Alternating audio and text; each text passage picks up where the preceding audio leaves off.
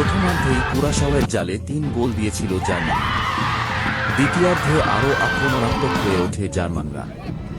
ম্যাচের ৮৮তম মিনিটে কুরাশাওয়ের জালে ৭ম গোল দেয় তারা। এর আগে ২০১৪ বিশ্বকাপে ব্রাজিলকেও ৭ গোল দিয়েছিল জার্মানি। বিরতির পর মাঠে নেমেই আক্রমণের ধার আরও বাড়িয়েছে জার্মানি। দ্বিতীয়ার্ধের শুরুতেই কুরাশাওয়ের রক্ষণভাগে চাপ সৃষ্টি করে ইউরোপের দলটি। ম্যাচের ৫২ মিনিটে ইয়োশুয়া কিমিখের বাড়ানো বল ধরে দুর্দান্ত ফিনিশিংয়ে নিজের নাম স্কোরশিটে তোলেন জামাল মুসিয়ালা।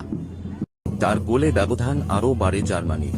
কুরাশাওয়ের রক্ষণ এরপর আর জার্মান আক্রমণের গতি সামলাতে পারেনি। ৬৮ মিনিটে জার্মানির হয়ে পঞ্চম গোলটি করেন লেফট ব্যাক নাথানিয়েল ব্রাউন। আক্রমণে উঠে এসে নিখুঁত সমাপ্তিতে দলকে আরও স্বস্তির অবস্থানে নিয়ে যান তিনি।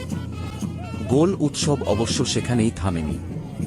ম্যাচের ৭৮ মিনিটে ডেনিস উন্ডাভও যোগ দেন গোলদাতাদের তালিকায়।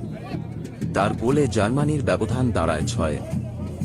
আপনার চ্যানেল কি প্রিমিয়ার স্পোর্টস, এখনই সাবস্ক্রাইব করুন।